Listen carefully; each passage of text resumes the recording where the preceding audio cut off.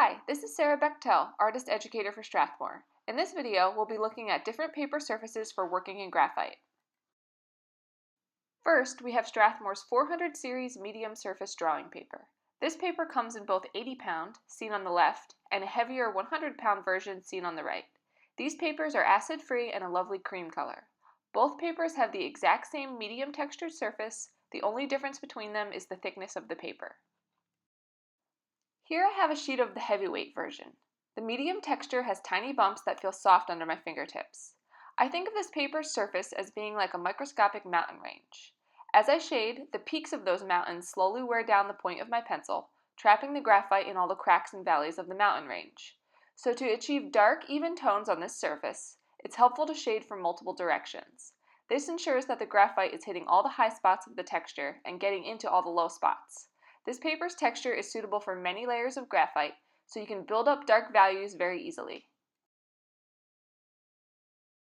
Another medium textured option is Strathmore's 400 series Bristol vellum.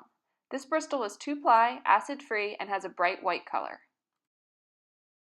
I find the vellum finish to be slightly more textured than the medium surface we just looked at, but it is still in the range of texture that works very well for graphite shading.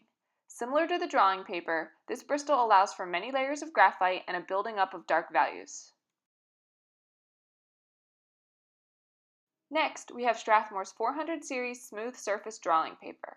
This paper is 80-pound, acid-free, cream-colored, and it has a smoother finish than the medium surface drawing paper. While this paper does have a slight texture, it's not as apparent as the peaks and valleys of the medium finish. This means that you can achieve an even layer of shading very quickly, often in just one or two passes rather than the multi-directional layers that I used on the medium surface papers. However, because this paper has less texture, it can't hold as much graphite on the surface. This makes it more difficult to build up dark values on this paper. I used the same 2B pencil on both the smooth and medium surface papers, but as you can see, the pencils look lighter on the smooth finish. To achieve the same effect on the smooth surface that I created on the medium surface, I need to use a softer, darker pencil. Here I'm applying 6B graphite to get a darker value. Another smooth surface option is Strathmore's 400 series Bristol Smooth. This Bristol is 2-ply, acid-free, and has a bright white color. I find that the smooth Bristol is slightly more textured than the smooth surface drawing paper. So this smooth Bristol is actually a great middle ground. It's not as textured as the medium surface drawing, but it's not as flat as the smooth surface drawing. It allows me to easily achieve even shading, but it still has enough texture to build up darker values. Here you can see all four of the papers I discussed. On each of these papers, I shaded a sphere using a 2B pencil. The spheres on the medium surface drawing and the vellum surface Bristol have a similar rich, soft look that was achieved by building up layers of graphite on the textured surfaces. The spheres done on the smooth surface drawing and the smooth surface Bristol have even, uniform shading and crisp edges, characteristics that are easily achieved when working on smooth papers.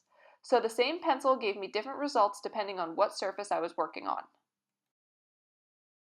To show you a more extreme version of these differences, I've added a plate finish paper and a cold press paper to the mix. On the far left is the plate finish paper. These papers have little to no surface texture and feel slick to the touch.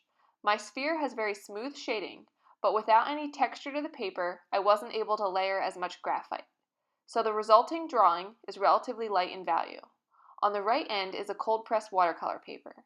These papers are heavily textured, which is great for achieving mottled luminous watercolor effects. But when I shaded my graphite sphere, the deep texture of this paper made it very difficult to achieve even shading, so it was much harder to control my edges and the gradation of my values. We looked at 5 different papers that all work well with graphite. As we saw, the distinct textures of each paper result in graphite drawings that look very different. So I'd recommend doing some experimentation and choosing the paper that is the best fit for your specific needs. Thanks for tuning in.